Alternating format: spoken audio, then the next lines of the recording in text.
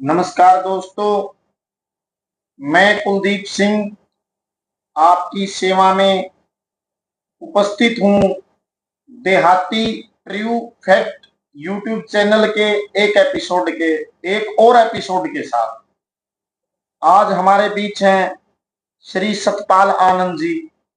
आज हम इनसे बातचीत करेंगे इनके जीवन के बारे में, इनकी लाइफ के बारे में, इन्होंने क्या कार्य करे, इन्होंने कैसा जीवन जिया, इनके सामाजिक सरोकार, जिन संस्थाओं और संगठनों से जुड़े रहे, इनकी विचारधारा के बारे में जानेंगे।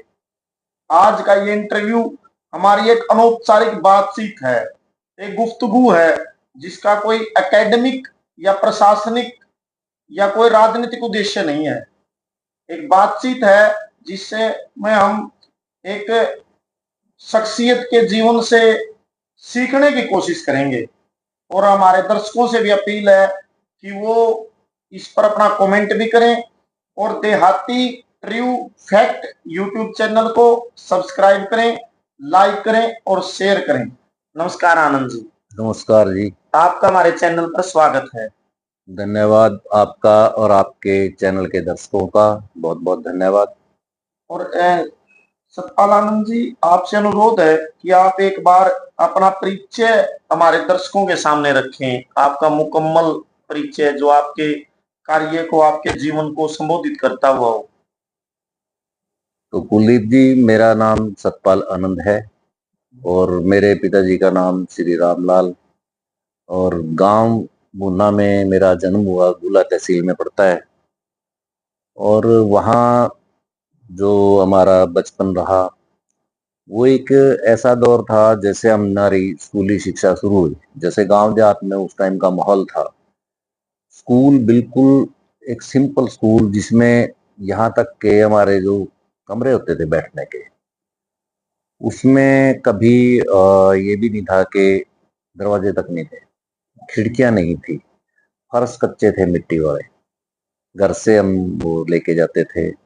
और जैसे ग्रामीण पृष्ठभूमि से कोई भी उस टाइम जो बच्चे जिस रूप में आते थे, और हमारा एक दौर जब मैं लगभग 1964-65 में पढ़ाई शुरू की, मेरा जन्म 1 नवंबर 1958 में हुआ था। तो 5-6 साल, 6 साल के जब हम स्कूल में जाना शुरू किया, तो इस तरह से थोड़ा मतलब जहाँ बिल्कुल सुविधाओं का पूरी तरह अभाव स्कूलों में होता था। आपकी आनंद जी, आपके पिताजी का मूल कार्य क्या था?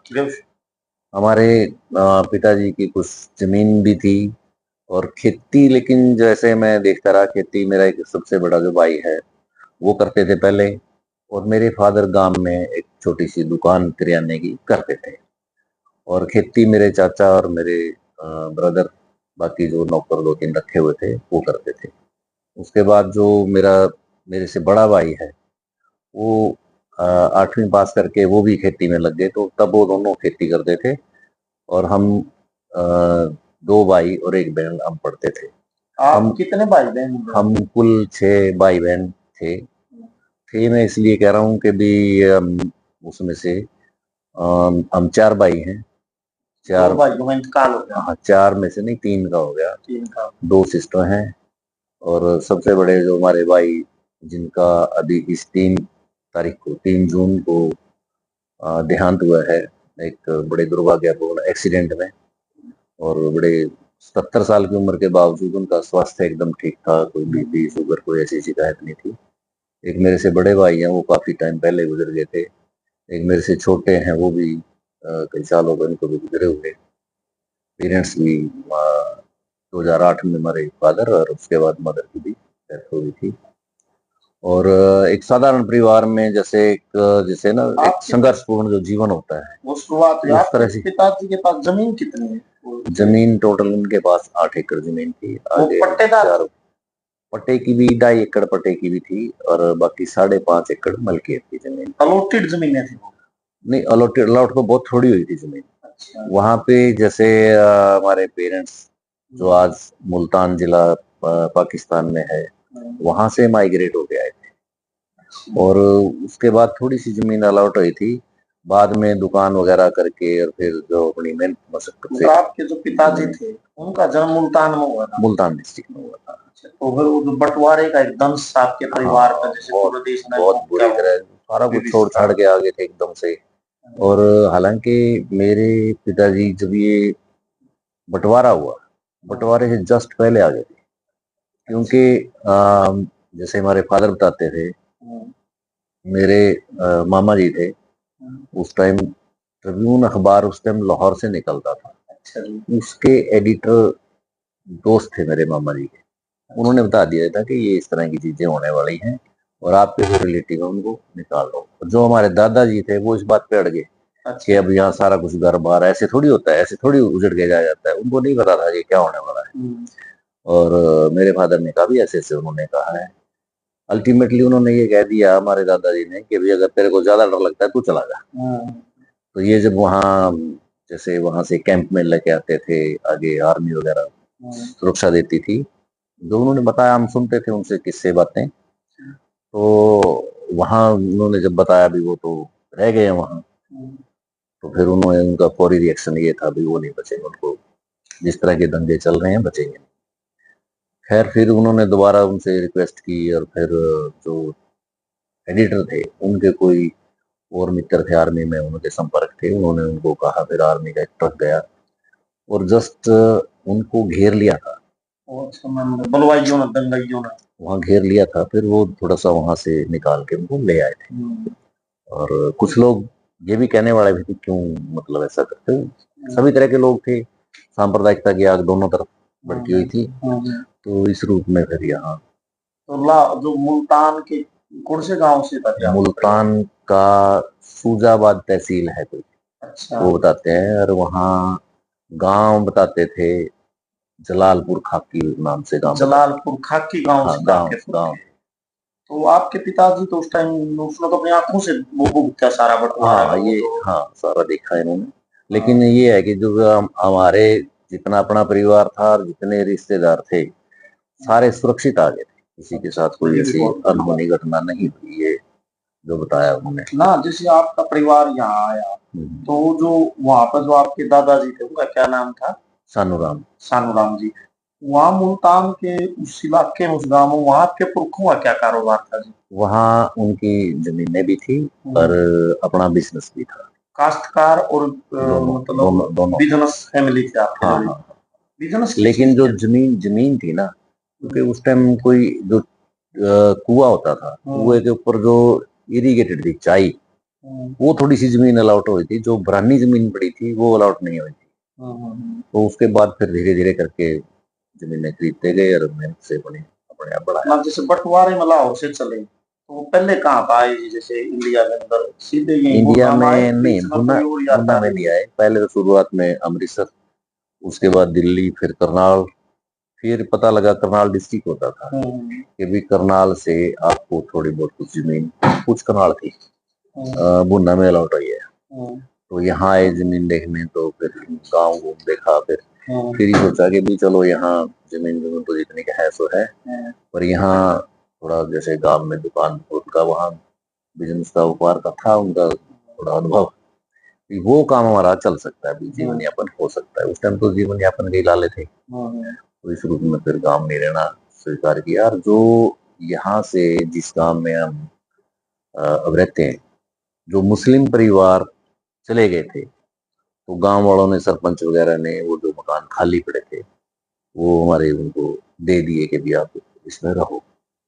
तो कुछ टाइम उसमें रहे। फिर जैसे जैसे जरूरतें रही बढ़ाते रहे खर्चे। तो आपका गांव है जो बुन्ना, इस समय मुस्लिम आबादी भी रहती थी पहले? हाँ रहती थी। अब कुछ परिवार अभी भी रहते हैं, कुछ चले गए थे।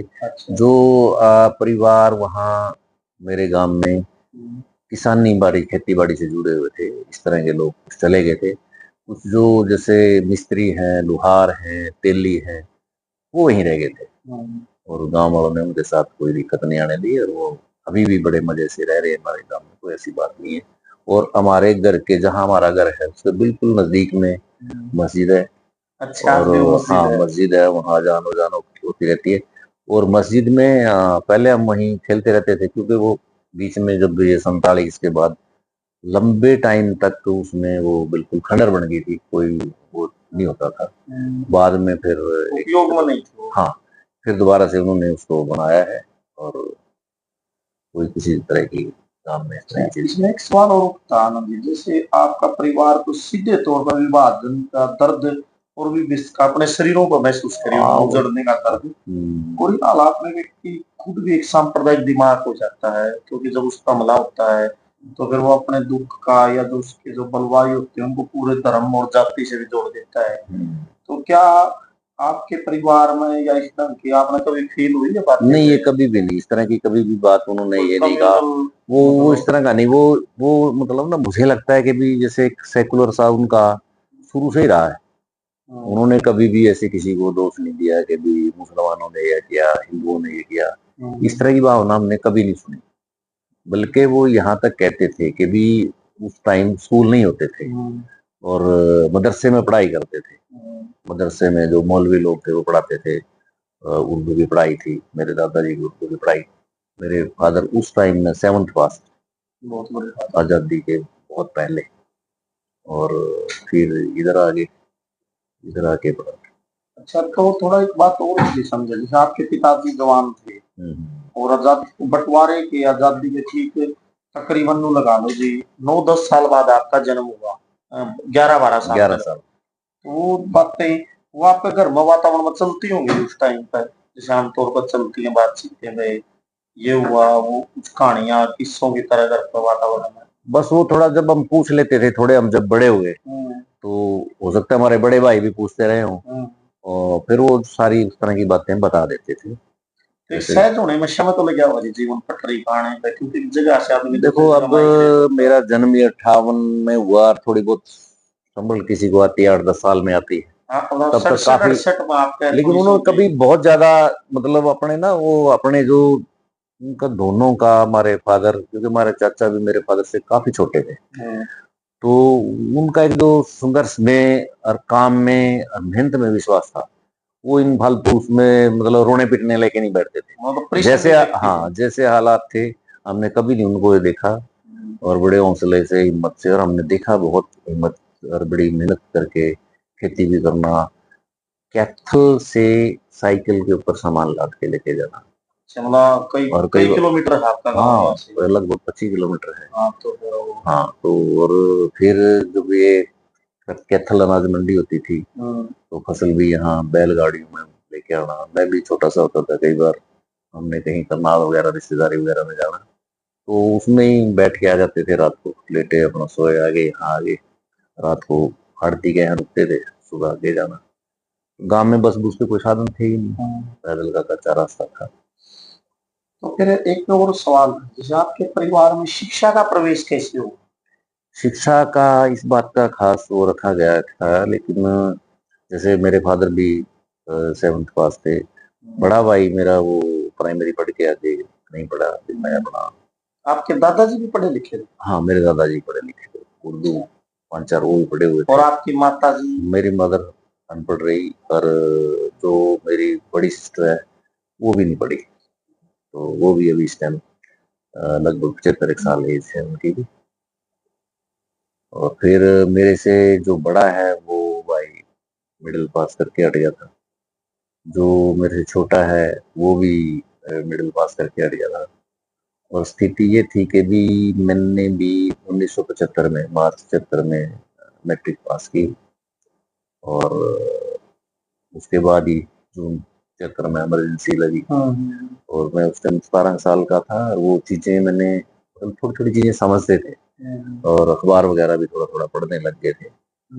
और वो जो खास तौर पे उस इमरजेंसी के दौर में जो सबसे बड़ा गांव देहात में जो एक भय वाला माहौल बन गया था, वो जबरन नसबंदी वाला था, अगर कभी सुना हो आपने।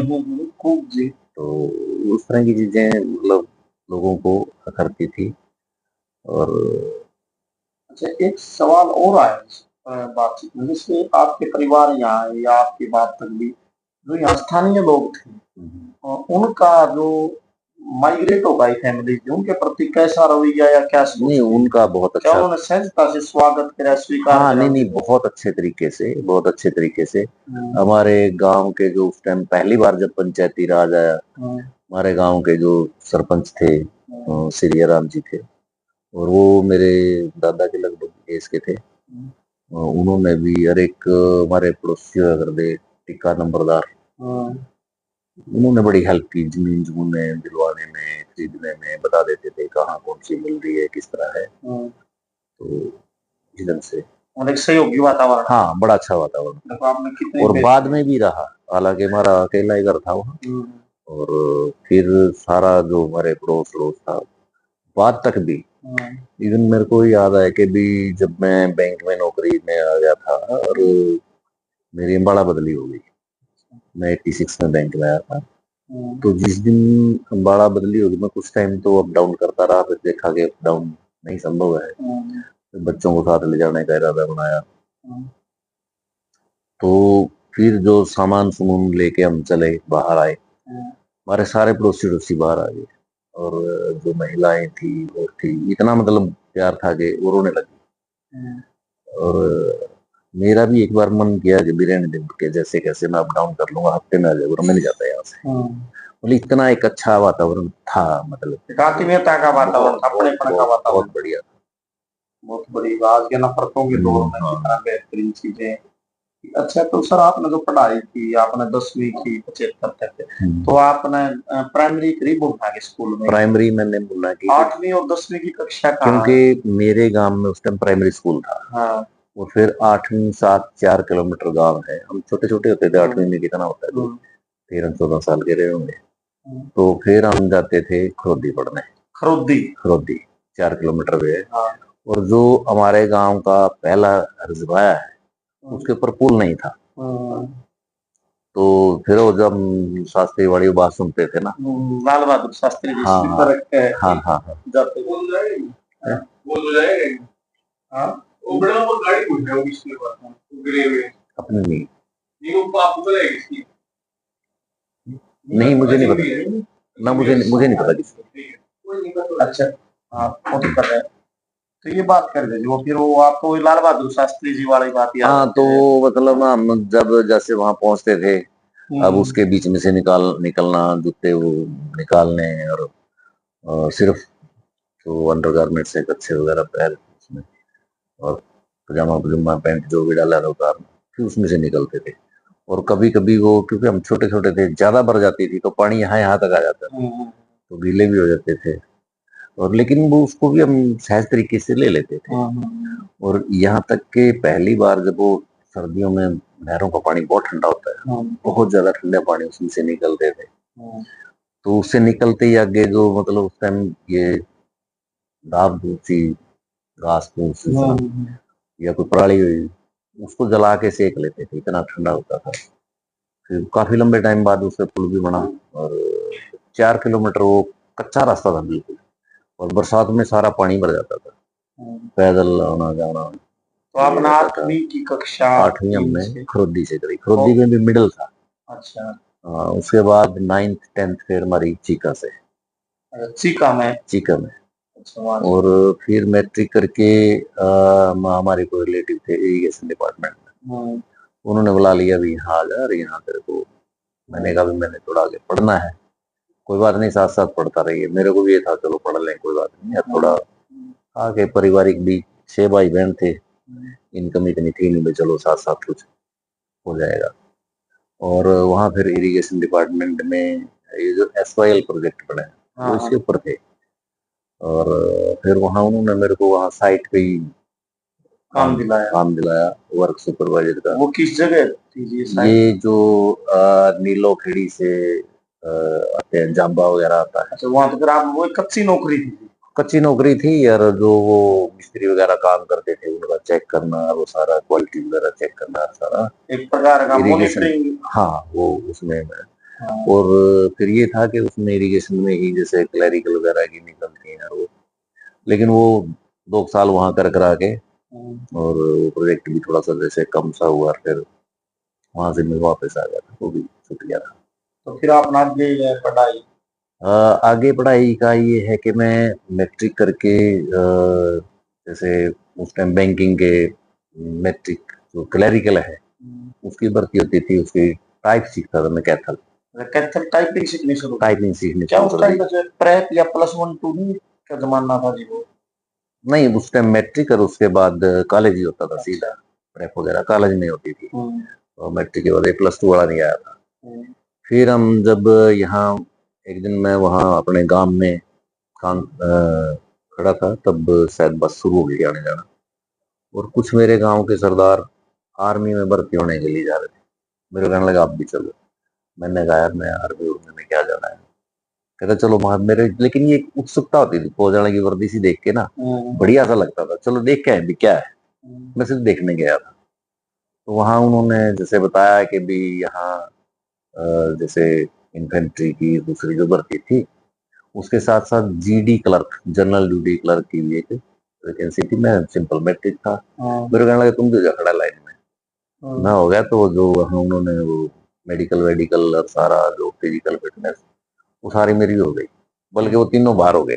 अच्छा, तो साथ मान जो गए। मेन कैंडिडेट थे वो बाहर हो गए, और मेरा फिर बाद में रिटन टेस्ट होना था। पर मुझे ऐसा लगता है कि भी जो आज हम बीमारियां देख रहे हैं नकल की और दूसरी चीजें, थोड़ी थोड़ी उस टाइम भी थी। वो मैंने इसलिए महसूस किया कि भी जब भी मैं पेपर दे के आता था, पेपर मेरा ठीक होता था, अच्छा होता था, लेकिन रिजल्ट ठीक नहीं होता था। और उसमें मैंने जो मेन देखा, जैसे आंसर सीट है, रोल नंबर स्लिप अलग मिलती थी, या तो आप उसके ऊपर आंसर शीट पे रोल नंबर लिखते हैं, उस रोल नंबर स्लिप को उसके ऊपर पिन से लगाना पड़ता था। अब आपकी सीट पे मेरा लगा दो, मेरी सीट पे मतलब गड़बड़ होने की संभावना है। उस टाइम भी ये जी। महसूस है। और उस टाइम फिर कहीं थोड़ा सा मैं एक बार कहीं रुका अम्बाड़ा में, और जहां से फिर मैंने दोबारा पढ़ाई की जर्नी शुरू करता हूँ मैं। और वो सारे वेल क्वालिफाइड थे। कोई एक शायद सिटी मल्होत्रा होते थे, एम्प्लॉयमेंट एक्सचेंज के डिविजनल ऑफिसर थे, एक आर्मी में गैरिसन इंजीनियर थे। इस तरह से काफी सभी क्वालिफिकेशन आपस में पूछ रहे थे। कोई एमए है, कोई इंजीनियरिंग है, कोई डबल एमए है, कोई कुछ है। मेरे से पूछा, मैंने कहा मैट्रिक। लेकिन मैं क्योंकि बाहर आना जाना थोड़ा सा शुरू कर दिया था, तो वो हंसने लगे। मैंने समझा तेरी पढ़ाई की हंसी उड़ा रहे हैं। लेकिन वो हंसी इस बात पे रहते, कहते यार तुम्हारा बेवकूफ बनाता है। मैं क्यों? कहता ये नहीं हो सकता, भी ग्रेजुएट तो तू है। विश्वास मेरे को, नहीं होता। हाँ मेरे को उस दिन ये बात जची कि भी मैंने पढ़ाई छोड़ के गलती करी है। मेरे को जो ये नौकरी का इसकी जल्दबाजी नहीं करनी चाहिए। मैं आया तब, करतार सिंह जो मेरे साथी हैं, मेरे मैं समझता हूँ कि भी मार्गदर्शक भी हैं इस मूवमेंट के, वो उस टाइम कुछ स्टडी कर रहे थे, और वो भी पता नहीं कुछ क्या कारण थे, काफी इंटेलिजेंट थे पढ़ाई में, कि वो फिर भोपाल से उस टाइम कोई इंटरमीडिएट वगैरह का होता था। और जैसे जैसे मैट्रिक करके किसी को गैप आ गया, साल 2 साल 4 साल नहीं, तो सीधा वो इंटरमीडिएट होती थी बीए फर्स्ट ईयर के बाद, 2 साल का वो करके आए थे। और फिर उन्होंने मेरे को बताया कि भाई आप भी यही कर लो। मैं फिर वो फिर जानकारी लेके भर दिया, और फिर वो धीरे धीरे वहां से वो किया, पंजाब यूनिवर्सिटी से बीए किया।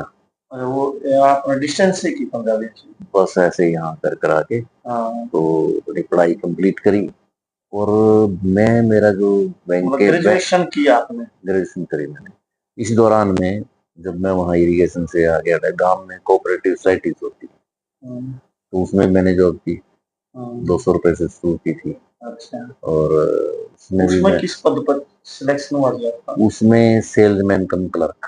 ये जो पैक्स में? पैक्स तो बने ना। अच्छा। पहले कोऑपरेटिव सोसाइटी थी। अच्छा। तो उसमें भी मैंने 5-6 साल, शायद 7 साल नौकरी करी है। तो फिर साथ साथ में बैंक के भी दे रहा था, ये ग्रामीण बैंक की वैकेंसियां निकली, इसमें मैंने अप्लाई किया। लेकिन मेरे टाइम में मैंने कोचिंग कभी नहीं ली, खुद ही बुक्स पढ़ पढ़ के सारी।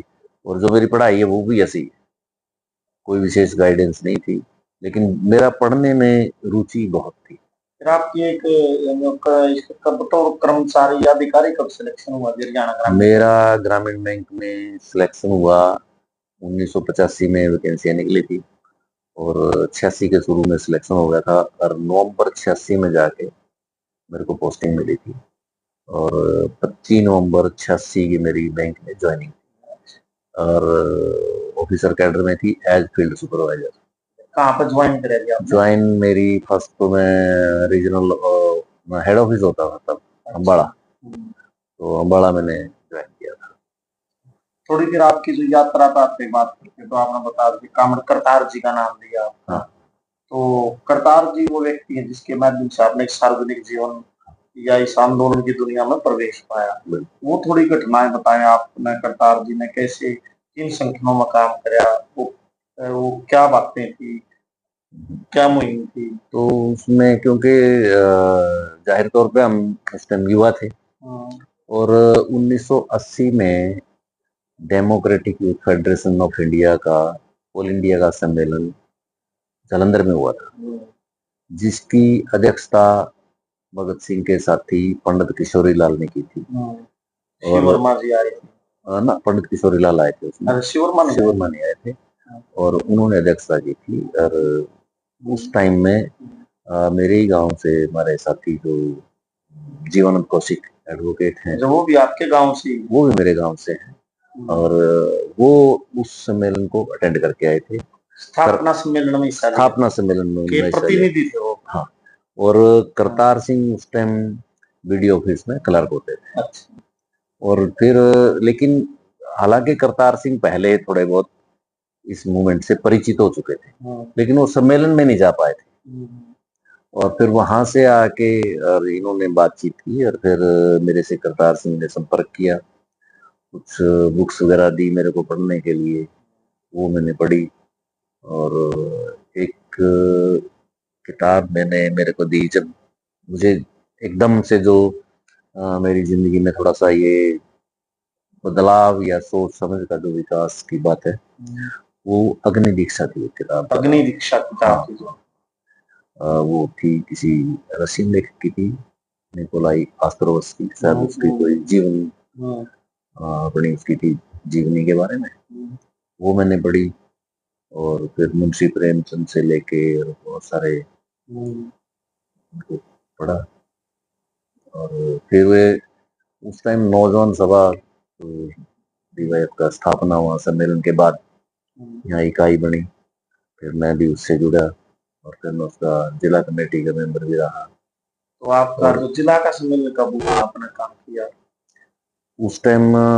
जिला का सम्मेलन, जिला तो उस टाइम शायद करनाल ही था, कैथल अभी नहीं बना। कैथल तो ये 89 में बना है। हाँ, कैथल बाद में बना है। तो फिर वो उस टाइम फिर मैं पहली जो मेरी हिस्सेदारी थी, स्टेट सम्मेलन हुआ था किरमच में। किरमच में राज्य सम्मेलन हुआ? राज्य सम्मेलन या कोई राज्य स्तरीय गतिविधि थी? सम्मेलन ही था। सम्मेलन ही। और ताहर सिंह थे उस टाइम स्टेट सेक्रेटरी। अच्छा। तो वो आए थे और वहाँ फिर सम्मेलन हुआ था, उसमें पहली जो गतिविधि में हिस्सेदारी करी। ताहर सिंह और बलबीर सिंह। हाँ, बलबीर साहू थे। साहू। हाँ, तो वो था पहला और उसके बाद टोहाना में सम्मेलन हुआ, स्टेट सम्मेलन। अच्छा। और इस दौरान फिर थोड़ी बहुत जो गतिविधियों में हिस्सेदारी कर रहे थे नौजवान सभा की, तो जैसे उसमें सोशल वर्क का भी रहता था, गांव में सफाई का है, दूसरे का है, और जैसे रोजगार के मसले पे, दूसरी चीजों पे जो भी कार्यवाही गतिविधियां होती थी उसमें हम हिस्सेदारी करते थे आंदोलन में। फिर ये 86 में मेरा बैंक में सिलेक्शन हुआ, तो फिर निश्चित तौर पे उन गतिविधियों में थोड़ा सा होनी थी कमी। फिर मैं बड़े बैंक ज्वाइन कर लिया और बैंक ज्वाइन जिस दिन मैंने पहले, क्योंकि थोड़ी बहुत तो देखो समझ बन चुकी थी, और बैंक ज्वाइन करते ही जिस दिन मैंने एक तरफ बैंक का ज्वाइनिंग लेटर लिखा, उसी टाइम यूनियन का भी फॉर्म भर दिया, क्योंकि यूनियन की तो थी समझ बन गई थी कि भी यूनियन संगठन की महत्व, संगठन का महत्व नौजवानों में रहते हुए समझ लिया था। तो इसमें भी थोड़ा रहेस करी है। और बाद में फिर जो हमारा हरियाणा ग्रामीण बैंक पहले पूरा जो मतलब अम्बाड़ा क्षेत्र 2-2 जिले के बैंक थे ये। वो उसके बाद फिर जब जैसे 3 ग्रामीण बैंक मिलके हरियाणा ग्रामीण बैंक बन गया, तो उस टाइम भी यूनियन के फिर जोन बन गए। उस जोन का मैं प्रेसिडेंट भी रहा। आपकी यूनियन 2 का बार। क्या नाम था? हमारी अम्बाड़ा क्षेत्र ग्रामीण बैंक यूनियन थी पहले, अच्छा। और उसके बाद फिर all India regional rural bank employ association, इसमें एम्प्लॉय से लेके सारे अधिकारी तक इसके मेंबर। उसके इस यूनियन का आपके साथी कोई अधिक उसके बाद के नेता? उस टाइम योगेश शर्मा, अच्छा। और जो नेशनल लेवल पे थे हमारे comrade DK. Mukherjee. Comrade DK. Mukherjee. हाँ, उनका बहुत बड़ा योगदान है यूनियन को खड़ा करने में, क्योंकि हम तो 86 में आए, वो 75 में आ गए थे। अच्छा। और 1975 में फिर लखनऊ ट्रेनिंग के दौरान उन्होंने साथ बातचीत करके शुरुआत करने वाले फाउंडर मेंबर थे। बंगाली थे, अरेबिया के all India regional bank employ association के। बहुत ही कर्मठ साथी थे, और आपने सुना है, देखा है, मिले हैं, इकट्ठा काम किया है साथ में। तो बहुत ही उनका प्रेरणादायक जिंदगी है। आप ये देखिए, वो एक कामरेड थे, इसके बावजूद जो दूसरे लोग भी थे ना, चाहे विपरीत विचारधारा के मानने वाले भी, वो भी आज उनका नाम पूरी इज्जत से लेते हैं, और ये मानते हैं कि भी उनके मार्गदर्शन और संघर्षों से, क्योंकि जब मैं बैंक में आया, हमारे बैंक में स्टेट गवर्नमेंट वाली फैसिलिटी भी लागू नहीं थी, और लो कॉस्ट बैंकिंग के नाम पे ये आरआरबी 1975 एक्ट के अनुसार बने थे, और 2 अक्टूबर से शुरू हुए थे ये ग्रामीण बैंक। उसमें बेसिक डीए एचआरए, जब बैंक में 75 से बैंक चल रहे हैं, 86 में भी सिर्फ ये फैसिलिटी थी। अच्छा। ना कोई मेडिकल था, ना कोई टीएडीए मिलता था फील्ड में जाने का, ना कोई कहीं एलटीसी जैसे एम्प्लॉयज को मिलती है वो भी नहीं थी, कोई भी फैसिलिटी नहीं थी, कोई पेंशन का खाता नहीं, कुछ नहीं। कर्मचारियों और जो जायज लाभ है वो भी नहीं मिल रहे थे। और इसके साथ ही जो हमारे पे स्केल थे वो स्टेट गवर्नमेंट से जोड़ दिए गए थे, जबकि हमारा रिक्रूटमेंट वही बैंकिंग सर्विस रिक्रूटमेंट बोर्ड करता था, वही हमारी ग्रेजुएशन क्वालिफिकेशन थी, वही हमारा काम था। फिर इक्वल पे इक्वल वर्क, इसके अनुसार केस हम लड़ाई डालते रहे, और फिर काफी टाइम बाद सुप्रीम कोर्ट तक ये केस गया। कर्नाटक हाई कोर्ट ने इसको मान लिया था कि ये सारा एतबार होना चाहिए। तो सुप्रीम कोर्ट में फिर जब गया केस, तो सरकारों का, तरह तरह की सरकारें रही है, सरकारों का रवैया लगभग लगभग एक जैसा रहा, चाहे बीजेपी की आई है, और आबाड़ी का तो कुछ अलग सा है, उस पर बाद में चर्चा करते हैं जब आप पूछोगे। तो वो जो दौर था, उसमें फिर एक ट्रिब्यूनल बनाया गया। तो ये अच्छी बात है कि उस दौर में सुप्रीम कोर्ट के जज भी काफी कुछ स्टैंड लेते थे। गवर्नमेंट ने कहा कि भी हम कमेटी बना देते हैं, तो सुप्रीम कोर्ट ने जज ने कहा कमेटी क्यों, वाई नॉट ट्रिब्यूनल, क्योंकि ट्रिब्यूनल के फैसले दोनों पार्टीज को, गवर्नमेंट को भी यूनियन को भी मानने पड़ते हैं, उसको टाल नहीं सकते। कमेटी के फैसले को सरकार ठंडे बस्ते में डाल देगी, बहुत बड़े हैं मामले। तो ट्रिब्यूनल पे सुप्रीम कोर्ट अड़ी। फिर एक जस्टिस ओबुल रेड्डी थे, उन्होंने बहुत अच्छा डिटेल 400 पेज का जजमेंट। क्या नाम जज साहब? जस्टिस ओबुल रेड्डी। तो उन्होंने वो सारा सुना, और उसमें जो जितनी भी फिर बाकी यूनियन भी उसमें बढ़ गई, वो हिस्सेदारी करी उन्होंने, लेकिन 75% से ज्यादा जो सबूत एविडेंस दिए वो सारे हमारे अरेबिया ने दिए। तब जाके कुछ चीजें बेसिक डीएचआर बहुत डिफरेंस था हमारा, तो वो सारा मतलब संघर्ष से ही जो कुछ मिला। फिर आखिरी में तो मतलब जो पेंशन जैसे 1993 में दूसरे बैंकों में लागू होती है, तो वो हमारे बैंक में लागू नहीं हुई, और उसके लिए संघर्ष करना पड़ा, और उसके लिए फिर उनका भी बड़ा रोल था।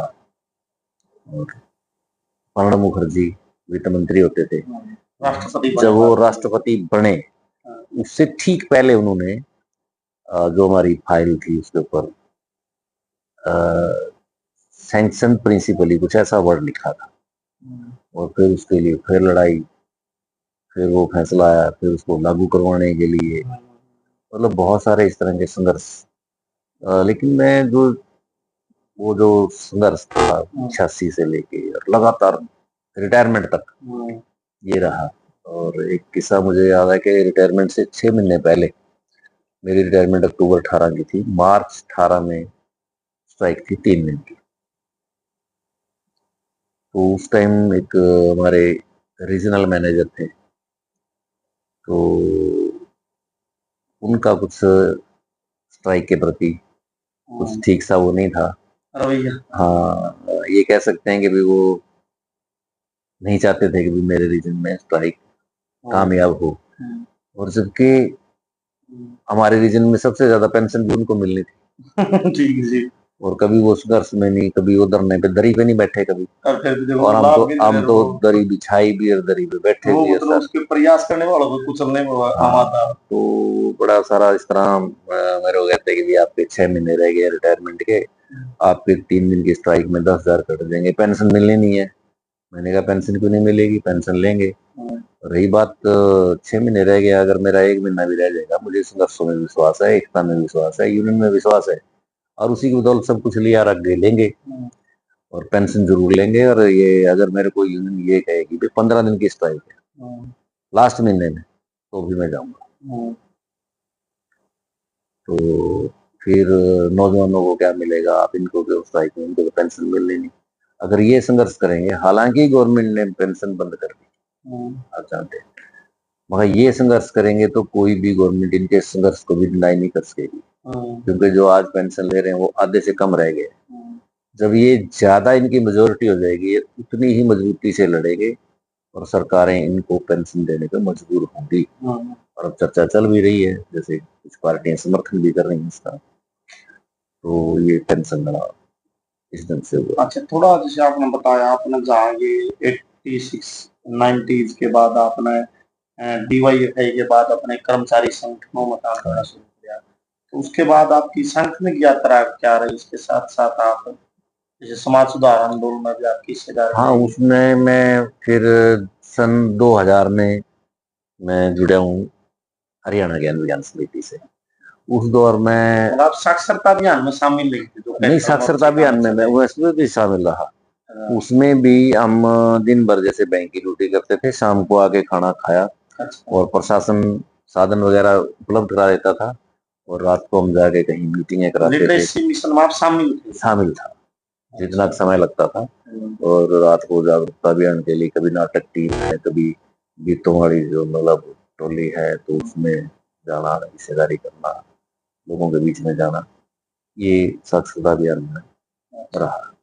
तो फिर 2000 में अपना हरियाणा ज्ञान विज्ञान समिति में ज्वाइन इस रूप में किया कि तब नेशनल असेंबली हुई थी कलकत्ता में हेल्थ के सवाल पे, और उसकी पृष्ठभूमि ये थी कि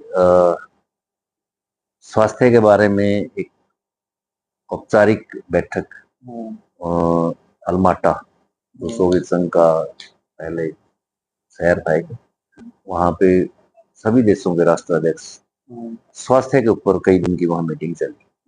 पहली बात तो इस बात पे मंथन था कि भी स्वास्थ्य कहते किसको है, एक स्वस्थ आदमी क्या है। तो उसमें निकल के आया कि भी जो शारीरिक रूप से, मानसिक रूप से और आर्थिक रूप से और सामाजिक रूप से स्वस्थ है, वही सामाजिक पहलू इंक्लूड किए। क्योंकि अगर आर्थिक नहीं है, मान लीजिए एक आदमी को टीबी होगी, अब टीबी की दवाई तो हॉस्पिटल मिल जाएगी, फ्री मिल जाएगी। जब उसको बताएंगे कि आप कोई नॉन वेज लो, आप अंडा लो, आप दूध लो, आप घी लो, आप पनीर लो, आप चने लो, तो ये इसके लिए पैसा कहाँ से आएगा अगर उसके पास आर्थिक वो नहीं है, तो कैसे स्वस्थ होगा। इसी तरह उसका अगर सामाजिक तौर पे कोई आदमी सामाजिक तौर पे उत्पीड़ित है, उसको आप कुछ भी दे लो, वो कैसे हो रहेगा। सामाजिक तौर पे किसी का उत्पीड़न नहीं होना चाहिए, वही आदमी स्वस्थ है। और जो शारीरिक तौर पे, सामाजिक तौर पे और दिमागी तौर पे भी, इन सारी चीजों को जोड़ के तो कुल मिला के ये है कि आपको अगर लोगों को स्वस्थ देखना है, समाज को स्वस्थ देखना है, आप उसको काम भी दो, रोजी रोटी भी दो, ठीक है, और आप उसका स्वास्थ्य का सार्वजनिक स्वास्थ्य के से दो। और उसी का नतीजा था कि 1983 में हमारी भारत की हेल्थ पॉलिसी बनी।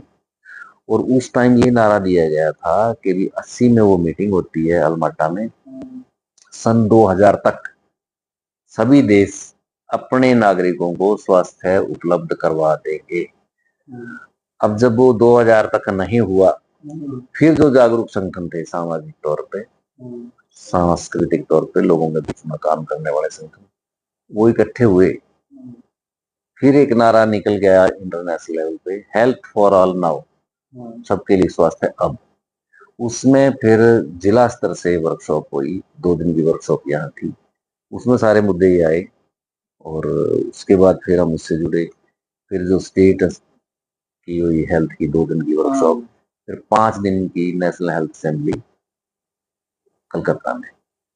तब इसमें ज्ञान विज्ञान आंदोलन में फिर सामाजिक जागरूकता का, एक वैज्ञानिक सोच का प्रचार प्रसार का, पुस्तक संस्कृति का प्रचार, इसके साथ ही लाइब्रेरी है, तो इन चीजों में फिर आपने हरियाणा ज्ञान विज्ञान समिति में कब तक काम करा? 2000 हरियाणा ज्ञान विज्ञान समिति में तो फिर मैं 2000 से लेके अभी तक समझो, अभी तक अभी हिस्सा अभी हो। अभी भी मैं उसी राज्य कमेटी का मेंबर हूँ। लंबा अरसा हो गया आपको, तो लगभग वो 20 साल से ज्यादा, 26 साल 25 25 साल आपने साल काम। तो अभी आप किसान आंदोलन में अपनी सेवाएं दे रहे हैं, किसान हाँ, सभा में। किसान आंदोलन का भी इस रूप में है कि भी मैं ज्ञान विज्ञान आंदोलन में काम कर रहा था। और जब ये किसान आंदोलन चल रहा था, तभी जो ज्ञान विज्ञान आंदोलन जैसे अलग अलग जो वैज्ञानिक सोच के, साइंटिफिक टेम्परामेंट के जो संगठन है 40 के लगभग, वो सारे मिलके all India people science network से जुड़े हुए। नेशनल लेवल पे ये डिसाइड हुआ कि भी जो ये आंदोलन चल रहा है किसानों का, जायज मांगे हैं और बहुत जरूरी है। और इस आंदोलन का सफल होना इस देश में डेमोक्रेसी को बचाने के लिए, लोगों के अधिकारों की रक्षा करने के लिए जरूरी है। और इसलिए ज्ञान विज्ञान आंदोलन को भी इसकी मदद करनी चाहिए, सपोर्ट करनी चाहिए। तब हम इसमें इसके जो मुद्दे थे उसको थोड़ा सा पढ़ के समझ के, वैसे तो जब मैं क्योंकि अपनी ग्रामीण पृष्ठभूमि थी, खुद मैंने खेती में काम किया है, अपने खेतों में काम किया है। और किसानी में ही, क्योंकि गांव की मेरी सर्विस रही है, तो किसानी में ही हम लोगों के बीच में रहते थे, उनकी समस्याओं को सबको जानते भी थे। और फिर वो कानून, 3 कृषि कानून पढ़े, जो उसकी समस्याएं हैं किसानों की, गांव में मीटिंग करना, 4 बार मैं दिल्ली बॉर्डर पे भी गया। उस किसान आंदोलन से एक जुड़े भी और उसको समझा भी। इसी उसमें जो हमारे जो ऑल इंडिया किसान सभा के डिस्ट्रिक्ट सेक्रेटरी होते थे साथी करतार सिंह और दूसरे साथियों का, कि भी आप इसमें औपचारिक रूप में शामिल हो। फिर उसमें सम्मेलन वगैरह के माध्यम से मेरे को जिला सेक्रेटरी बनाया गया। अभी मैं जिला सेक्रेटरी किसान सभा का हूँ और स्टेट कमेटी का मेंबर। इसमें थोड़ा यूं समझना आपका एक लंबा अरसा है, 60 साल की आपको बातें पुराने जमाने याद है, और विभिन्न सामाजिक संस्थाओं में संगठनों में आपने काम किया। मतलब थोड़ा एक इतना लंबा समय तक काम करना भी अपने आप में बात है। मैं निरंतर कोई व्यक्ति 20 साल, 10 साल, 25 साल एक विचार के साथ जीता है, एक समझ को लागू करता है, एक विचारधारा को इम्प्लीमेंट करता है, समझता है दुनिया को, और खासकर जो धारा के विपरीत तैरने का काम होता है। अगर ये जो जिस दुनिया को आपने जिया है, या जो आपके ख्वाब हैं, जो मुक्ति, मानवता, न्याय, सामाजिक न्याय, समाज सुधार की मूल्य और दुनियादारी देखोगे जिसका ठीक उलट खड़ी है। ये वही दौर था जब एक बर्बादी का और पैसे, ज्यादा से ज्यादा पैसे की हवस, कैरियरिज्म, व्यक्तिवाद, आत्म केंद्रण, जातिवाद, सांप्रदायिकता के उछाल, ये एक वो दौर था जब बाजार भी एक नए ढंग से आया उभर कर। खाए पियो मित्र ऐश करो, नए नए पैकेज थे। तो ये जो कशमकश और उसके भी गहरे असर थे, तो आपसे मैं थोड़ा यूं जानना चाहूंगा कि उस दौर में जब आपने अपने अंदर वो कैसे बचाव रखा, जो गिरावट की चीजें हैं जो खींचती हैं अपने तरफ एक इंसान को, और लगातार एक ईमानदारी की लाइन पर चलना कोई साधारण कार्य नहीं है। इसके बारे में जैसे आप बैंक में रहे तो बहुत से लोग आपको रिश्वत देने की भी कोशिश की होंगी, या जैसे राह में भटकाने के लिए बहुत से कोई प्रमोशन के लालच आते हैं, या कई बार जब आप न्याय मार्ग पर चलते हो आपको थ्रेटनिंग धमकियां भी मिलती हैं। और जो विचारधारा के साथ आप जी रहे हो, वामपंथ की विचारधारा खासकर, जब आप पैसे वाले पूंजीपतियों का, वर्चस्व वाले लोगों का विरोध करते हो तो जान तक भी बढ़ जाती है। तो इन तरह की क्या कोई ऐसी परिस्थितियां आपके जीवन में कभी हुई? देखिए क्योंकि कुछ तो पारिवारिक बैकग्राउंड भी इस पे काम करती है कि भी हमारे फादर साहब गांव में सभी लोग जानते थे कि भी कितनी ईमानदारी से मतलब काम करते रहे। और उसके बाद फिर जब मैं इस विचार से जुड़ गया तो बाकी सारी चीजें जो दुनियादारी की चीजें हैं, मैं ये नहीं कह रहा कि भाई हम उससे कोई एकदम सारी चीजों से छूट जाएंगे, लेकिन जो एक इस विचारधारा के साथ जुड़ता है तो उसको कोई लोभ लालच और व्यक्तिगत पद और उसका कोई वो नहीं रहता। क्योंकि उसका जो विजन होता है वो विजन जब एक बार समाज के प्रति बन गया, एक अच्छे समाज के लिए, तो आपको उस गंदगी के अंदर रहते हुए भी अपने आप को पाक साफ रखना जरूरी है। क्योंकि बहुत सारे लोग तो आपके व्यक्तिगत जीवन से प्रभावित होकर भी आएंगे, जैसे हम करतारों को, दीवानंदों को देखते हुए उनकी समझ के साथ हम आए हैं। और मतलब बहुत ज्यादा मुश्किल नहीं होता, क्योंकि निश्चित तौर पे अगर आप बिना लोभ लालच की भी जिंदगी जीते हो, आपका जीवन यापन तो हो जाता है। हो सकता है बहुत सारी दिखावटी चीजें आप ना कर पाए, लेकिन गुजारा थोड़े में भी हो जाता है और जरूरतें पूरी हो जाती हैं। उसके बाद तो भाई लालसा है कितनी बढ़ाए जाओ, तो इसमें हमें कोई दिक्कत नहीं आई। अच्छा, इसमें ये बात भी आपकी सही, एक दो बात और जैसे जान, जैसे आपके जो पूरे जीवन की यात्राएं रही, आपने अपने जीवन में सबसे महत्वपूर्ण किस गतिविधि को, किस मुकाम को या उपलब्धि की तरह देखते हो? मैंने ये जीवन में ये काम करे, ये बहुत बढ़िया है मेरे लिए, या ये कार्य मैं बड़े अच्छे कर पाया देखो, हूँ। पहली बात तो ये है कि भी मेरा लंबा टाइम जिंदगी का और जो सबसे कीमती टाइम होता है यंग एज का, उसको जो हम कह देते हैं, तो मैं लगभग 28 साल की एज में था, मैं बैंक में आया और 60 साल की एज में रिटायर हुआ। और वहाँ जो मैंने जिस ढंग से, जैसे कहते हैं ना नौकरी को हम, एक तो नौकरी कहते हैं सर्विस, सेवा, वो मैंने उसको सेवा के तरीके से लिया।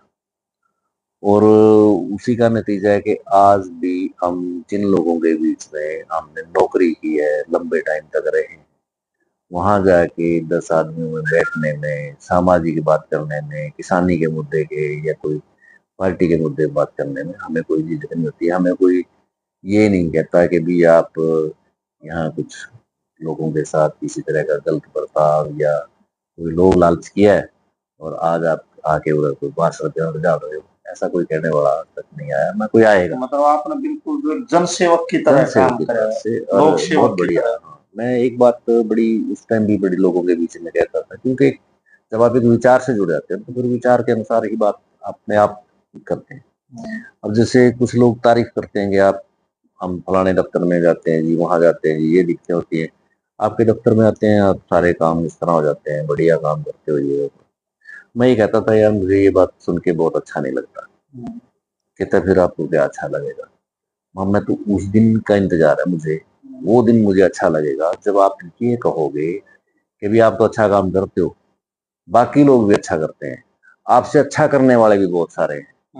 मुझे तो उस दिन का इंतजार है। अब मैं कितना भी अच्छा हूँ, जब तक समाज अच्छा नहीं होगा, आम आदमी का बर्ताव अच्छा नहीं होगा या दूसरे समाज सेवकों का लोगों के प्रति नजरिया नहीं बदलेगा और एक बेहतर नजरिया नहीं होगा, तब तक किसी एक दो के कुछ करने से नहीं होने जाने वाला। मेरा मतलब ये होता था कि भी ज्यादा से ज्यादा लोग इस फील्ड में उतरें, अच्छा काम करें और नेक नीति से काम करें, तो उसी से समाज आगे बढ़ेगा भी और समाज बदलेगा भी और एक बेहतर समाज की तरफ 2 कदम आगे बढ़ेंगे।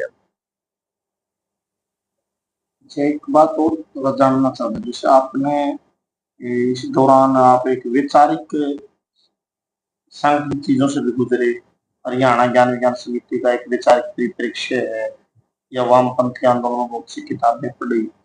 आपने अपने जीवन में सबसे बेहतरीन किताबें कौन सी लगी, लेखक कौन लगे, या जो आपकी प्रेरणा के स्रोत क्या रहे, जहां से आपने वैचारिक ऊर्जाएं ग्रहण की? देखिए, मैंने पढ़ने में भगत सिंह को पढ़ा है, और अंतर्राष्ट्रीय लेखकों में देखें तो मैक्सिम गुर्की, उसका आप एक नावल देखिए, माँ है, और मुंशी प्रेमचंद की चाहे कहानियां पढ़ लो, मुंशी प्रेमचंद की तो सारी रचनाएं एक से एक हैं।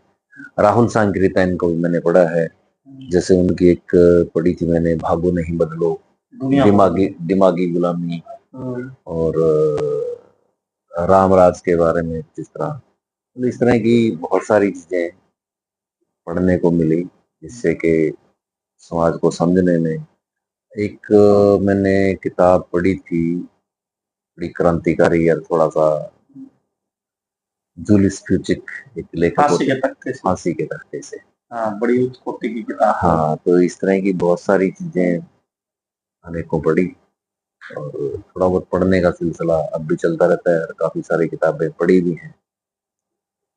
तो जैसे आप किसान आंदोलन में काम करते हो जी, किसान परिवार में आपका जन्म हुआ, और किसानों से जुड़े बैंकों में ही आपने सर्विसिंग की, और एक किसान और मजदूर का जीवन करीब से आपने देखा।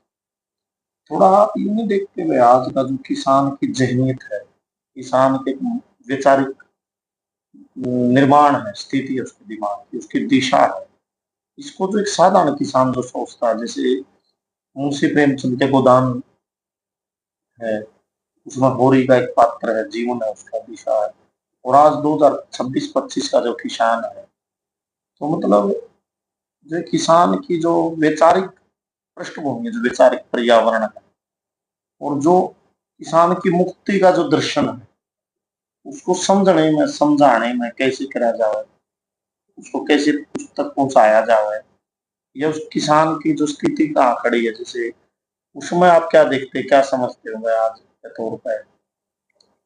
क्योंकि किसान को जो अब तक मतलब एक बताया जाता था अलग अलग माध्यम से, कि भी जो आपकी किस्मत में होगा मिल जाएगा, और ये एक दर्शन के आथी को मणभर टीडी को कणभर, जो किस्मत में होगा मिल जाएगा, और आपकी किस्मत ही ऐसी है। मैं आपको बताऊं, एक बार क्योंकि मैं बैंक में रहा हूँ, तो बैंक में मुख्य काम दो ही होते हैं, लोगों का पैसा जमा होता है और बैंक लोन देता है, दोनों के लिए, ऊपर से गवर्नमेंट से कह लीजिए, मैनेजमेंट से टारगेट होते हैं। और एक बार हम कोई डिपॉजिट वगैरह के लिए, कोई एसडीएम थे, हम गए उनके पास, तो आज आना कल आना, तो एक दिन हम गए, तो जाति सर उन्होंने रिफ्यूज करने का तरीका जो बनाया, सॉरी यार, आपकी तो किस्मत ही खराब है। मैंने पलट के जवाब दिया, किस्मत खराब नहीं जी, खराबी तो बड़ी हो रहा है, हमारी किस्मत में कोई फर्क नहीं, खराब भी बड़ी हो रहा है, बाकी कोई बात नहीं, इतना है जब निकले। मतलब ये जो इस तरह की एक जो मानसिकता किसान की बनाई जा रही है ना, किसान को अपना जो उसका शोषक है वो उसको समझने में अभी मतलब समझने की कोशिश तो कर रहा है। उसको अब ये भी पता लग गया, खासतौर पे इस किसान आंदोलन के बाद काफी जागरूकता आई है, लेकिन बीच बीच में जो निराशा पैदा करने वाले रुझान है, जैसे इस किसान आंदोलन के लिए सिर्फ मोर्चा बना था, एक बड़ी ताकत बनी थी, उसमें जो कभी कभी जैसे एक तो चुनाव लड़ने वाला जो कुछ संगठनों का फैसला था, उससे थोड़ा सा उन्होंने, लेकिन उससे जब ओवरकम कर गए थे, तो जो पंजाब के दो संगठनों का जो ये आंदोलन था, इसने जाने अनजाने में एक ये संदेश दिया कि भी किसानों के अंदर कुछ बिखराव की स्थिति है, और जब ये इस आंदोलन को सरकार किसी भी रूप में तोड़ने में कामयाब होगी, तो उससे भी एक निराशा का वातावरण, वो जो आपने बातचीत की ना, उसको थोड़ा यूं समझेगा, जो किसान को एक तो भाग्यवादी बनाया, जैसे प्रारब्ध के नाम पर आपके पूर्व जन्मों का है, किस्मत में लिख रखी है, या इस तरह से भी कहते हैं वो लोग भाई, तो दिशा भोगना पड़ा है आदमी ने भाई। जैसे कई बार किसान ये मेरे वजह कलयुग आ गया जी, मतलब इस तरह के जो उसके दिमाग की मानसिक स्थिति का निर्माण किया जाता है, जो तेरी दुर्दशा है, तेरा आर्थिक संकट है, इसके लिए जैसे खुद तू जिम्मेवार है या तेरी किस्मत है जिम्मेवार, कर पिछले जन्म में मारे करे। और थोड़ा अगर आप देखोगे अपने इलाकों में जातिगत मतलब चेतना भी किसान में साथ के साथ काम करती है, कास्ट का भी असर है किसान का। और बहुत सी चीजें हैं जो किसान को मनोदिशा में रोकती हैं संघर्ष में आने से। और मैं एक थोड़ा और बात और महसूस कर रहा था कि आपसे चर्चा करने के लिए कि जैसे आप यहाँ आज नवजागरण समाज सुधार आंदोलन के सिपाही है आप, अगर आप थोड़ा ध्यान से देखो ना अपना जो हरियाणा के लोकेशन, यहाँ के जो समाज है, यहाँ की जो आर्थिक तरक्कियां हैं, इसके बावजूद भी देखा तो सामाजिक सूचकांक पर जो मानव मूल्यबोध है उनके मामले में बड़ा पिछड़ापन और खाई देखते हैं यहाँ। जैसे कई बार यूँ लगता है आप कबीलों के बीच में बैठे हैं, ऑनर किलिंग्स के जो सवाल है, या और दूसरी ऐसी क्या पता कोई जैसे भ्रूण हत्या कितने बड़े पैमाने पे हुई ना जिस जगह पर बैठे हैं। तो दूसरी तरफ आप देखा अपने गांव इलाकों में यहाँ कोई जैसे समाज सुधार के बड़े नायक मतलब या बड़े लेखक जो एक समाज को और संवेदनशील बनाया जाए, ये एक बड़ी खाई नहीं देखते आप जैसे इन इलाकों में भी खास तौर पर जैसे सांस्कृतिक जो मंडली किसान की बुक करेगा, जैसे आप किसान आपका झंडा उठाएगा नारा लगाएगा, लेकिन वो मनोरंजन के लिए क्या करेगा, वो वही जो ट्रेडिशनल रागनियां सुनेगा, या फिर आप देखोगे कौन कोई अश्लील प्रोग्राम्स जो एक दौर में हरियाणवी संस्कृति के नाम पे अब संस्कृति परोसी गई। इस पर नहीं आप थोड़ा देखते हुए एक बड़ा गैप खड़ा है जो। हाँ बिल्कुल आप ठीक कह रहे हो। एक एक दौर था हरियाणा ज्ञान विज्ञान समिति में हमने नाटक टीमें बनाई थी और पूरे हरियाणा में 54 नाटक टीमें थी। हमारे कैथल में भी एक नाटक टीम हमने बहुत मजबूत बनाई थी और हम वो रातों को मतलब लोगों के बीच में उस नाटकों को हम लेके जाते थे और बहुत उससे प्रभाव पड़ता था। एक मैं उदाहरण बताऊंगा आपको, बाबलदाना गांव में हम गए और उस गांव में मतलब जैसे नाटक शुरू हुआ, महिलाओं को जो चौपाल होती है, चौपाल में नाटक हो रहा था, उसमें जाने की इजाजत अभी भी नहीं है बहुत सारे गांव में। और हमने उस नाटक के माध्यम से वो चीज उस दिन तोड़ दी थी।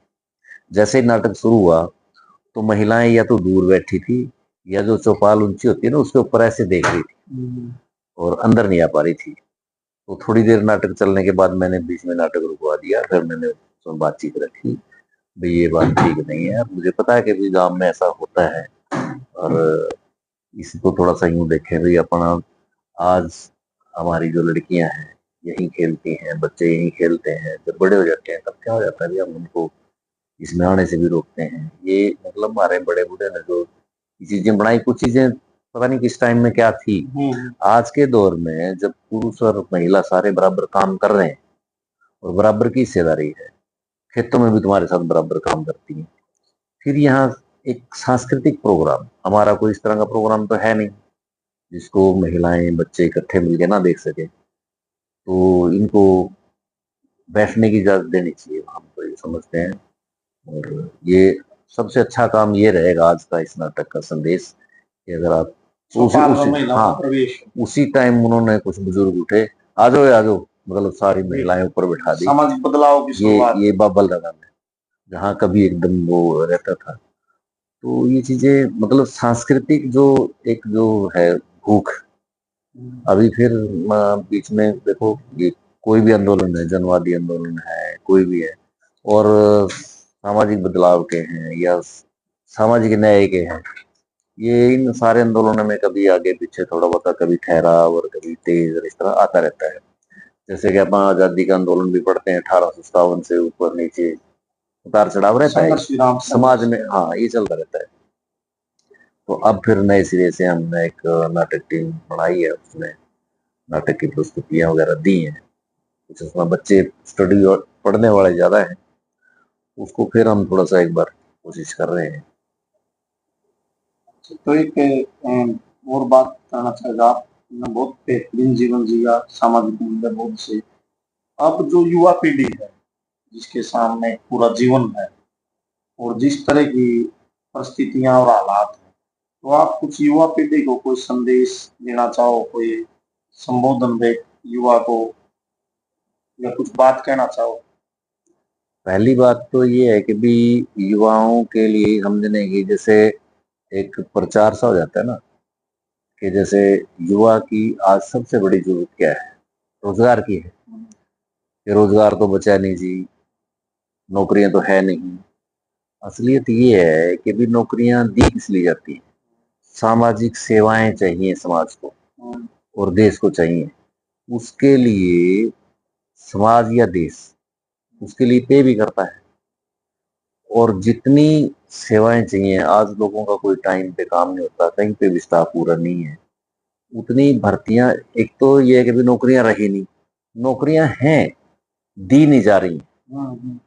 जो सरकारों की नीतियां हैं, जो उनके ऊपर दबाव है, चाहे सरकारों को चाहे रोजगार देश, उन्मुख नीतियां अपनानी हाँ, चाहिए। देसी विदेशी जो नीतियां इनको दबाव में ले रही हैं, जो आर्थिक इनके ऊपर प्रभाव है, उनसे मुक्त होके जब तक शिक्षा और स्वास्थ्य पे फोकस नहीं करेगी। जितने भी आज विकसित देश देखते हैं, उनमें शिक्षा, स्वास्थ्य, रोजगार, इन तीन चीजों से हर परिवार को, हर इंसान को, हर नौजवान को जोड़े बिना कोई भी देश तरक्की नहीं कर सकता, कोई भी समाज बेहतर नहीं बन सकता। और इस पे जोड़ना और इसको चीज को समझना, और युवाओं को भी ये चीज समझने की जरूरत है कि भी आप, बजाय इसके कि आप कोई अपराध की दुनिया में, कोई नशे की दुनिया में पैसे कमाने का शॉर्टकट देखने की बजाय, क्योंकि अगर शॉर्टकट देखते हैं तो उसमें कई बार जिंदगी भी शॉर्टकट मारती है। तो इन चीजों से समाज से मुंह छुपा के जीने की बात ना करनी पड़े, तो उनको अपने जीवन में संघर्ष का रास्ता अपनाना चाहिए। और पहले तो समाज की सारी बुनकर को समझना चाहिए, समाज को बेहतर बनाने का, अपने आप को बेहतर बनाने का एक प्रयास करना चाहिए। और जो लोग जागरूक है, उनका सबसे ज्यादा फर्ज बनता है कि उनको युवाओं के बीच में जो युवा नेतृत्व है वो अपने संगठन बनाएं, और वो समाज की सारी बुनकर को समझें। और युवा निश्चित तौर पे जब एक सृजनात्मक काम में, चाहे वो लाइब्रेरी का काम है, कुछ और काम है, उसमें लगेंगे, या स्पोर्ट्स का क्षेत्र है, और जो एक निराशा का भाव भी है, निराशा का भाव भी है, तो उन नीतियों को समझे बिना, उसको बदले बिना कोई भी शॉर्टकट इस तरह का नहीं है। और जो समाज जब भी बदलता है या बेहतरी की तरफ बढ़ता है या आज़ादी का आंदोलन है, युवाओं का बहुत बड़ा रोल रहता है। युवा आज कोई नफरत की राजनीति या कोई समाज को पीछे खींचने की राजनीति है, उसका पिछलग्गू ना बन के अपने बेहतर जिंदगी के बारे में सोचे, खुद संगठित हो, आगे बढ़े, तभी कुछ इस देश का भला हो सकता है। युवाओं का भला ही देश का भला है। एक बात जैसे रिटायरमेंट के बाद आमतौर पर लोग ताश खेलते हैं, फैमिली के साथ समय बिताते हैं, रेस्ट करते हैं, या आने वाली पीढ़ी के लिए पैसे इकट्ठा करने के लिए कोई बिजनेस प्लान्स करते हैं। आपने अब एक समाज को समय देने का फैसला करा, किसानों में कम्युनिस्ट पार्टी में आप काम करते हो, तो इसके पीछे क्या ऊर्जा है? क्या आपका यूं मन नहीं करता हमने सारी उम्र कर्मचारी रहते हुए वर्कलोड उठाए, सारी उम्र पढ़ाई में अब थोड़ा आराम किया जाए? आप 60 साल से ऊपर हो, कभी 65 साल उम्र से ज्यादा हो, कभी लोगों में भाग दौड़ करते हो, तो कभी सुस्ताने का इस तरह का मन नहीं करता आपका? नहीं, देखिए, हम सामाजिक कार्यकर्ता या एक राजनीतिक कार्यकर्ता या वामपंथी कार्यकर्ता होने के साथ साथ इंसान भी हैं, तो उसमें हर चीज में संतुलन जरूरी है। जैसे अब हम काम कर रहे हैं, तो इस उम्र में स्वास्थ्य का ख्याल रखना भी जरूरी है, अपने खान पान पे ध्यान देना भी जरूरी है, कोई सैर करना है, अपने लिए भी समय निकालना जरूरी है। लेकिन एक जब आप एक कमिटमेंट के साथ आते हो ना, तो आपको ये काम कोई बोझ नहीं लगता, काम कोई बोझ नहीं लगता, ना ही बोझ समझ काम इसमें आए हैं, ना ही किसी लोभ लालच से आए हैं। क्योंकि जब हम इसमें, इस लाइन में, मूवमेंट में आते हैं, तो यहाँ तो कुछ ना कुछ समाज के लिए करने का ही प्रेरणा मिलती है। और फिर देखिए, हम, हमारी जो स्थिति है आज, ये समाज की बदौलत है। समाज से धीरे धीरे सब कुछ सीखा भी है, सब कुछ लिया भी है। शिक्षा भी समाज देता है जी, स्वास्थ्य रक्षा का भी देता है। और जो वेतन है या अब पेंशन मिल रही है, वो सारे सामाजिक और उसी तरह का एक सामाजिक दायित्व जो निभा रहे हैं समाज को अच्छा बनाने का। जो जितना समय बचा है उसको एक सार्थक में बहुत लगाना बड़ी बात, चाहिए। ये प्रेरणा की बात है। एक सवाल और पूछना चाहता हूँ आपसे। आज आप जिसे देख नहीं रहे, एक नफरत का वातावरण है पूरे देश के स्तर पर, सचेत ढंग से फैलाया जा रहा है। जैसे मुसलमानों के खिलाफ नफरत, कोई भी बात हो उसको ले दे गए एंटी मुस्लिम साबित करना, किसी व्यक्ति का धर्म चेक करना, खाना चेक करना, या फिर आप आगे जाकर तो आज अपने हरियाणा में भी हर व्यक्ति जाति जानना चाहता है, जाति में भी नफरत है। फिर कहीं इलाकों की भी आ जाती है, कहीं भाषा के सवाल पर जो एक भेदभाव और एक विषैला वातावरण में महसूस करते हैं आप इस तरीके का, जो मतलब जो नहीं होना चाहिए। तो ये जो एक प्रकार का नफरतों की जो या आंधी है, इससे पार पाने का आपके पास क्या सोचते हो, क्या देखते हो भाई?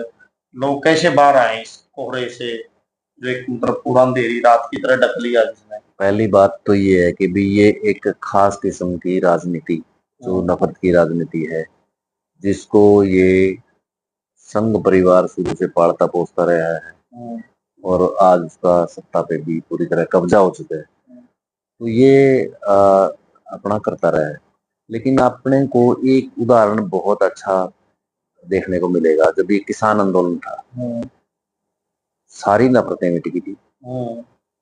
और जो मतलब समाज के, इवन आप ये देखिए, दिल्ली में, दिल्ली के चारों तरफ किसान थे, अंदर तो नहीं थे, लेकिन दिल्ली के अंदर भी गुंडागर्दी पे अंकुश लग गया था। बिल्कुल।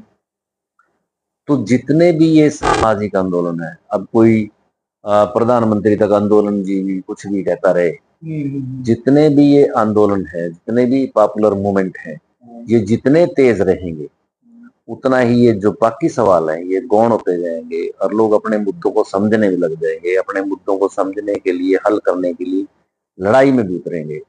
हमें लोगों को ज्यादा से ज्यादा जागरूक करना चाहिए। और ये जो पूंजीवादी व्यवस्था है, ये इसके हथकंडे हैं, ये इसके औजार हैं, टूल हैं, लोगों को कब्जे में रखने के, लोगों को शोषण के लिए। और लूट फूट और झूठ की जो राजनीति कामयाब रहे, उसके ये टूल हैं, नफरत फैलाया जाना और ये सारा। मतलब छटेंगी चीजें, हाँ, सही मतलब रास्ते पर लोग बढ़ेंगे। हाँ, मुद्दा तो आधारित जन संघर्ष और बिल्कुल राजनीति। उसमें युवा है, अपने रोजगार के हक के लिए लड़े, विद्यार्थी हैं अपनी शिक्षा के लिए मजबूती से लड़े, जो एम्प्लॉइज हैं वो अपने पेंशन के लिए, अपने अपने अधिकारों के लिए, किसान है, किसान आज जैसे अभी भी संयुक्त मोर्चा इंटैक्ट है, मजबूत है, उसको और मजबूत करने की जरूरत है। जितना हम संघर्षों में लेके जाएंगे किसानों को, मजदूरों को, उनके मुद्दों के लिए, उनकी आर्थिक समस्याओं के लिए, तो उतने ही ये दूसरे जो नकली मुद्दे हैं, जो भेदभाव पैदा करने वाले मुद्दे हैं, वो उसी से खत्म होंगे। अभी पंजाब हरियाणा का इन्होंने फूट डालने की कोशिश की, उसको लोगों ने बिल्कुल इग्नोर किया, नकार दिया। तो यही तरीका है एक, कि भी हम अपने अधिकार के लिए, हक के लिए खड़े हों, लोग लड़ें और जागरूक हों। आपने समय दिया जी, आपका बहुत बहुत धन्यवाद। आपका भी बहुत धन्यवाद। फिर भी आपसे बातचीत करते रहेंगे, आपका स्वास्थ्य बना रहे और आपकी जो मुहिम है इनकलाब की, ये लगातार आगे बढ़ती रहे। और हमारे दर्शकों से भी अपील है कि वो ऐसे बेहतरीन प्रगतिशील संगठनों का, किसान सभा का, इस विचारधारा का सहयोग करें। और सभी दर्शकों से एक बार फिर अनुरोध है कि वो अपने कमेंट जरूर करें और देहाती ट्रू फैक्ट यूट्यूब चैनल को सब्सक्राइब करें, लाइक करें और शेयर करें। बहुत बहुत धन्यवाद। Thank you, thank you.